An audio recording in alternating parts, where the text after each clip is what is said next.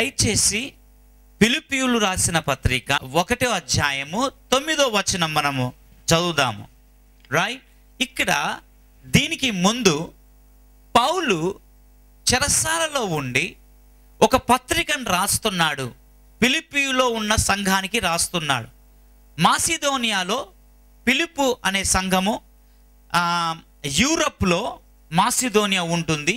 మాసిదోనియాలో ఫిలిప్పు అనే ఒక ప్రాంతంలో ఫస్ట్ సంఘాన్ని స్థాపించాడు యూరప్లో పౌలు గారు. ఆ సంఘానికి లెటర్ రోమ్ నుంచి రాస్తున్నాడు. జైల్లో నుండి ఆయన లెటర్ రాస్తున్నాడు. ఎంత ఆనందమైన లెటర్ రాస్తున్నాడంటే ఆ విశ్వాసులంట పౌల్ని అంత సంతోష పెట్టారంట. ఆ ఫిలిప్పీలో ఉన్న సంఘస్థులు ఆ పౌల్ని అంత హ్యాపీగా అంటే అంత సంతోషించాడు ఆ సంఘం వలన. సో సంఘం ఎలా ఉండాలి అంటే సేవకుడు సంతోషించేలాగా ఉండాలి. సేవకుడు సంతోషించాడంటే ఆటోమేటిక్ దేవుడు కూడా దాన్ని సంతోషిస్తాడు. కాబట్టి భూమి మీద దేవుని సేవ చేస్తున్న సేవకునికి సంతోషపెట్టే పరిచర్య అంటే విశ్వాసులు ఆ విధంగా ఉండాలనేసి ఆయన ఇక్కడ వాళ్ళకి ఒక ఆనందభరితమైన లెటరు, అంతేకాదు ఒక ఎంకరేజింగ్ లెటర్. లెటర్లో 2 ఉంటాయండి. కొందరు తప్పు చేస్తే గద్దించి లెటర్స్ రాశాడు, కొన్నేమో హెచ్చరించి రాశాడు, కొన్ని కరెక్షన్స్ కోసం రాశాడు. కానీ ఫిలిప్పీయు రాసిన పత్రిక మాత్రము ఇది ఆ సంఘానికి ఎంకరేజ్ చేస్తూ రాస్తున్న లెటర్ అన్నమాట. అంటే అక్కడ చాలా అద్భుతమైన విశ్వాసులు ఉన్నారు. వారు ఎలా ఉండాలి? లాస్ట్ వీక్ మనం ఏం నేర్చుకున్నామంటే వారు ఆయనకి ఎలా సహాయం చేశారో దాని మీద మనం నేర్చుకున్నాము. ఇప్పుడు ఏంటంటే ఆయన వాళ్ళ గురించి ఎలా ప్రార్థన చేస్తున్నాడంటే వాళ్ళు ఎలా ఉండాలో వాళ్ళ గురించి ప్రార్థన చేస్తున్నాడు. అలా ఉండాలంట విశ్వాసులు. ఎలా ఉండాలనో ఇప్పుడు మనం చదువుదాం. శ్రేష్టమైన కార్యములను వివేచింపగలవారగుటకు, అంటే ఫస్ట్ పాయింట్ ఇది. శ్రేష్టమైన కార్యాలను వివేచించగలిగిన స్టేజ్లో మనం ఉండాలంట. అంటే సంఘంలో విశ్వాసి ఎలా ఉండాలంటే శ్రేష్టమైన కార్యం, ఇంగ్లీష్లో ఏముంటుందంటే డిజైన్ వాట్ ఈస్ బెస్ట్. ఇంకో ట్రాన్స్లేషన్ ఏముందంటే మంచి చెడు ఏంటో తెలుసుకొని మంచిని చెయ్యండి అని ఉందన్నమాట. సో మంచి చెడులు తెలుసుకునే వివేచన ఉండాలంట. ఎవరికి? ఆయన రక్తంలో కడగబడిన ఆయన బిడ్డలకు లేక సంఘస్థులకు మంచి చెడులు తెలుసుకునే వివేచన. అందరు చెప్పండి వివేచన అని. వివేచన మనకు అవసరమా కాదా? ఎందుకు అవసరం అంటే వివేచన ఉన్నవాడు ఏం చేస్తాడంటే మంచిదే చేస్తాడు కానీ పిచ్చిది చెయ్యలేడు. సో వివేచన మంచిది చేయిస్తుంది. ప్లీజ్ గుర్తుపెట్టుకోండి, వివేచన మంచిది చేయిస్తుంది, పిచ్చిది చేయలేదు. ఎందుకంటే వివేచన ఉంటుంది, షార్ప్ ఉంటారు, తెలివి ఉంటారు. అబ్బో ఏది ప్రమాదము, ఏది డేంజర్, ఏది మంచిది కాదు, ఏది మంచిదో అని తెలుసుకొని 2 నిమిషాల్లో వివేచనతోని మంచిగా చేయడానికి ప్రయత్నాలు చేస్తారు. సో వివేచన ఎవరికి ఉంటుంది? చిన్నపిల్లలకు ఉంటుందా, పెద్దలకు ఉంటుందా? చిన్నపిల్లలు మంచియో చెడువో తెలుసుకోలేరు. వాళ్ళు ఏదంటే అది చేస్తుంటారు. అవునా కాదా? చిన్నపిల్లలు మంచి చెడు వాళ్ళకి కష్టమవుతుంది డిజైన్ చేయడానికి, లేక వివేచించడానికి కష్టమైపోతుంది తెలుసుకోవడానికి. కానీ పెద్దవాళ్ళు కొంచెం తెలివి ఉన్న వాళ్ళు, జ్ఞానం ఉన్న వాళ్ళు వీళ్ళు ఏం చేస్తారంటే ఇది రైట్ ఇది రాంగ్ అని వెంటనే వారు తెలుసుకుంటారు. So don't be like a child. ఇంకో మాటలో చెప్పాలంటే చిన్న పిల్లల్లాగా తప్పులు చేసుకుంటూ కూర్చోకండి, వివేచించండి ఏది రైటో ఏది రాంగో. ఓకే, సింపుల్ వివేచన ఉండాలి కదా. ఇక్కడ పెండను బిర్యానీని పెట్టాం మనం. ఓకే, ఇప్పుడు నేను సింపుల్గా ఒక మనిషిని అంటాను, ఏది తింటావయ్యా నువ్వు అంటే చెప్పండి, ఏది తింటారంటే ఎందుకు ఇది తినడు? సో ఇది చెడు, అది మంచిది కాదు అని తెలుసు, రైట్? సో మన బిర్యానీ తింటాం.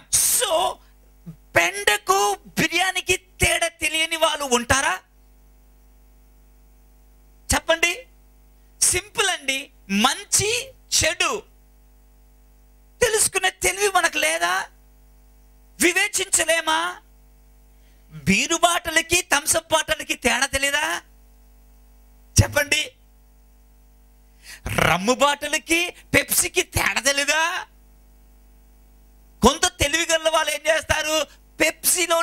వేసుకొని తాగుతారు. అది పైన పెప్సీ అని కనిపిస్తుంటుంది. కనీసం ఆ రుచి చూసినన్నా తెలీదా?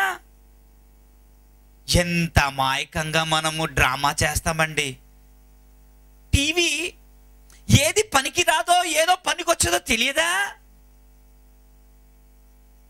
అక్కడే దేవుని ప్రోగ్రాం వస్తుంది, అక్కడే అందమైన సీరియల్ వస్తుంటది. అప్పుడు మనం ఏం చేస్తాం చెప్పండి? అంత తెలియదా?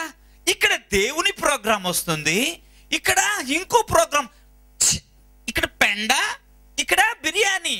ఏది తింటారు అంటే బిర్యానీ తింటాము అంటున్నారు. మరి ప్రతి విషయంలో ఎందుకు వివేచించగలగలేడం లేదు? చర్చ్ డైలీ లైఫ్ లో వివేచన ఎక్కడ పోయింది మీది? మంచి చెడు తెలియదా మీకు? తెలిసిన తర్వాత చెడు ఎందుకు చేస్తున్నారు? చూసారా? అంటే మీకేం లేదు, వివేచన శక్తియే. అంటే వివేచన లేని వారిని ఏమంటారంటే పిచ్చి వాళ్ళు అంటారు, లేక ఎడ్డి వాళ్ళు అంటారు, లేకుంటే వీడికి బుద్ధి లేదు అంటారు. ఆడు ఏదో గాల్లో ఎలా చేస్తారు. So don't be like crazy people. చిన్నపిల్లల్లాగా క్రేజీగా పిచ్చివారిలాగా ఉండకండి. వివేచించండి ఏది గుడ్ ఏది బ్యాడ్. రైట్? పౌలు వాళ్ళకు ప్రార్థన చేస్తున్నాడు, వీళ్ళు ఇలా ఉండాలంట. వివేచింపగలిగే శక్తి, గుడ్ బ్యాడ్ ని. ఏమండి, గుడ్ బ్యాడ్ తెలియదా?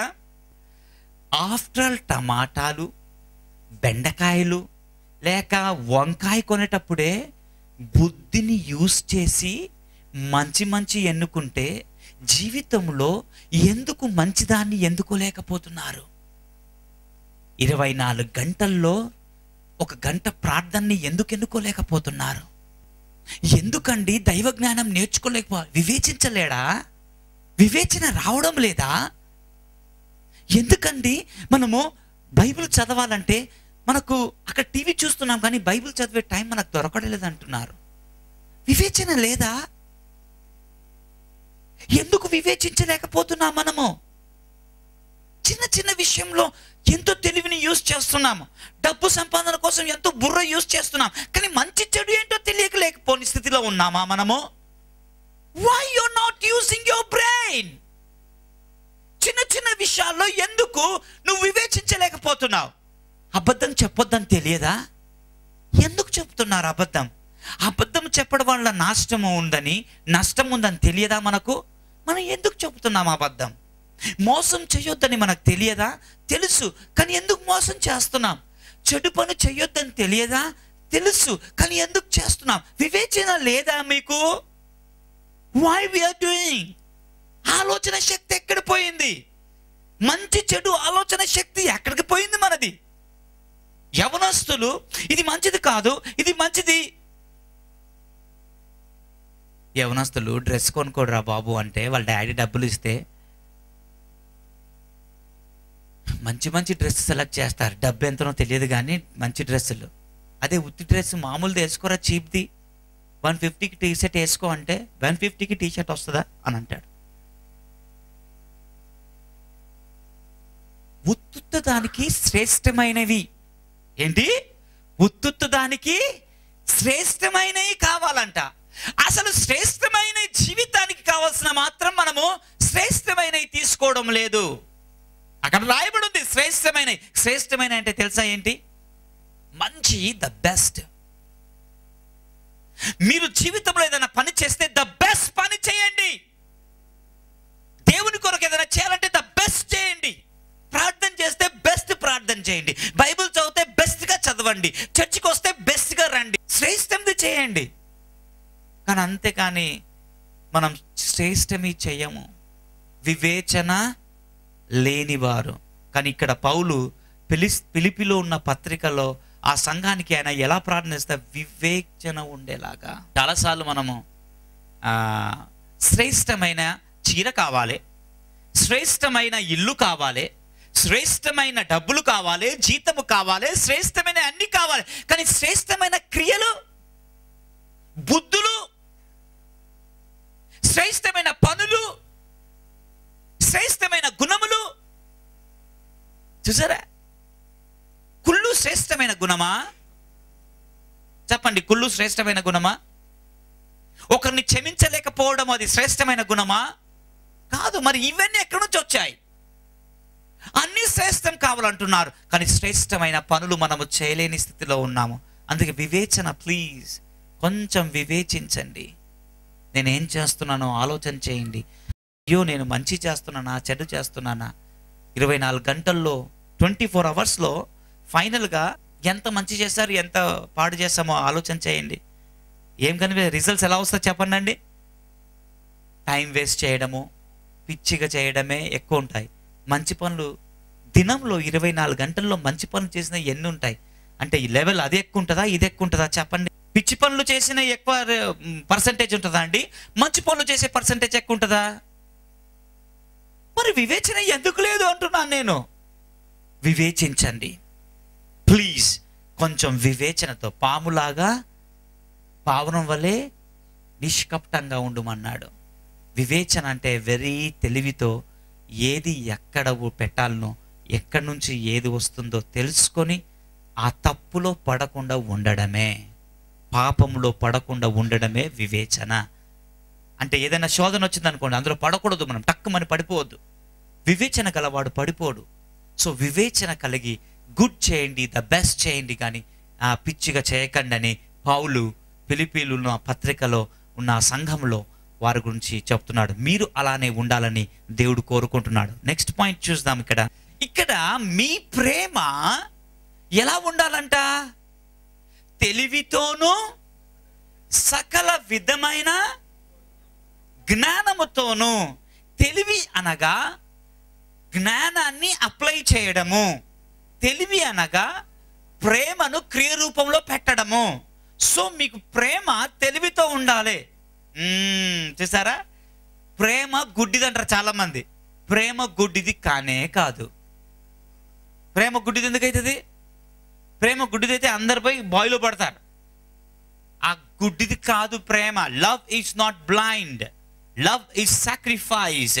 లవ్ అంటే అది ఒక త్యాగం అండి, అదొక గొప్ప అనుభవం. ప్రేమల్లో రకరకాల ప్రేమలు ఉన్నాయి, రైట్? రకరకాల ప్రేమ. నేను మాట్లాడుతున్న ప్రేమ సహోదరుల ప్రేమ. సంఘములో ఒకరి పట్ల ఒకరికి ప్రేమ ఉండాలి. ఆ ప్రేమ చాలా ప్రాముఖ్యమైంది. ఆ ప్రేమ ఎలా ఉండాలంట? తెలివితోనూ జ్ఞానముతోనూ. పిచ్చిగా ఉండకూడదు. అంటే పిచ్చి ప్రేమ కూడా పిచ్చిదే. తెలివితోనూ జ్ఞానముతో లవ్. ప్రేమ అనగానే తెలివి, జ్ఞానము.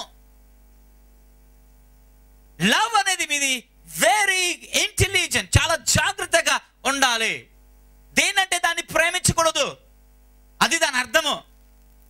దాని అర్థం ఏంటంటే దేనంటే దాన్ని ప్రేమించకూడదు, డేంజర్ని ప్రేమించకూడదు, భయంకరమైన విషయాలను ప్రేమించకూడదు.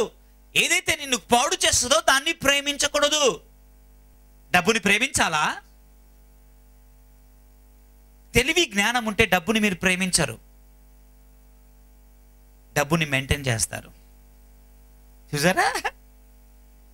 సో దేన్ని ప్రేమించాలో? పాపాన్ని ప్రేమించకూడదు. తెలివి జ్ఞానం ఉన్నవాడు పాపాన్ని కానీ ప్రేమిస్తారు కదండి. కొంతమంది పాపాన్ని బాగా బాగా ప్రేమిస్తున్నారు, పాపాన్ని విడిచిపెట్టలేకపోతున్నారు, వదలలేకపోతున్నారు. పెళ్ళైన కుర్రోడు, కొత్తగా పెళ్ళయింది, ఇంకో అమ్మాయి కనిపించింది అనుకోండి, టెంప్ట్ అయిపోతాడు. పెళ్ళైన తర్వాత కూడా టెంప్టింగ్. ఎంత డేంజర్ అది! ఎందుకు టెంప్ట్? ఆడవాళ్ళు తక్కువ లేరు, ఆడవాళ్ళు కూడా టెంప్ట్ అవుతారు. టెంప్ట్ అయ్యేది మగవాళ్ళు ఆడవాళ్ళు అనేది ఉండదండి, అందరికీ శోధనలు వస్తాయి. సో వీళ్ళకి కూడా, పెళ్ళైన వారికి కూడా టెంప్ట్ అవుతుంటారు. డేంజర్ అది. ప్రేమించకూడదు. ఒక ఆమె చెప్తుంది, మా ఆయనను ప్రేమించాలనిపించలేదండి, మా ఆఫీస్లో ఒక ఆయన ఉన్నాడు, ఆయన చూస్తే ప్రేమ ఎక్కడ లేనిది పుట్టుకొచ్చేస్తుందని చెప్తుంది. అదేంటి? ప్రేమ పిచ్చి ప్రేమ అంటారు దాన్ని. జ్ఞానం లేదు, తెలివి లేదు అందులో. ప్రేమకు తెలివి, జ్ఞానం ఉండాలి, రైట్, లీగల్గా ఉండాలి ఏదైనా. అంతేగాని ఇల్లీగల్గా ఉండకూడదు ప్రేమ అంటే. మొన్న యూదులు పిల్లలు ఉంటారు కదండి, యంగ్ గర్ల్స్, వాళ్ళందరికీ అడిగారు, ఓకే యూదుని కానువాన్ని మీరు పెళ్లి చేసుకుంటారంటే నో డైరెక్ట్గా అంటున్నారు, నో అంటున్నారు వాళ్ళు. ఇంకోటి ఏమన్నాడు తెలుసా, ఒకవేళ వాళ్ళు మా దాంట్లో వచ్చేస్తే నేను చేసుకుంటాను. ఎంత నిష్ట, ఎంత నిష్ట, ఎంత ఖచ్చితం. నో అంటున్నారు డైరెక్ట్గా. ప్రేమ పిచ్చిగా ఉండకూడదు ప్లీజ్. దానికి జ్ఞానం ఉండాలి, దానికి తెలివి ఉండాలి, దానికి స్టాండర్డ్స్ ఉండాలి. అదే పౌలు అంటున్నాడు, మన దగ్గర కూడా ఉన్న ప్రేమ లోక ప్రేమ మనకు ఉండకూడదు. లోకాన్ని ప్రేమించేవాడు దేవుని ప్రేమ నుండి దూరం వెళ్ళిపోతాడంట. అందుకని లోకాన్ని ప్రేమించకూడదు. లోకాన్ని ప్రేమించే ప్రేమ ఎలాంటిదంటే పిచ్చి ప్రేమ. అది జ్ఞానముతో ఉన్న ప్రేమ, లేక తెలివితో ఉన్న ప్రేమ రైట్ లీగల్గా వాటిని ప్రేమిస్తుంది, పిచ్చి పిచ్చి వాటిని ప్రేమించదు. ఆమేన్ చెప్పండి. దయచేసి మీరు దేన్నంటే దాన్ని ప్రేమించేసి పిచ్చిగా చేయకండి. ప్రేమ అంటే అది ఒక స్టాండర్డ్స్ అండి, మెయింటైన్ చేయాలి, దాని విలువ ఉంది దానికి.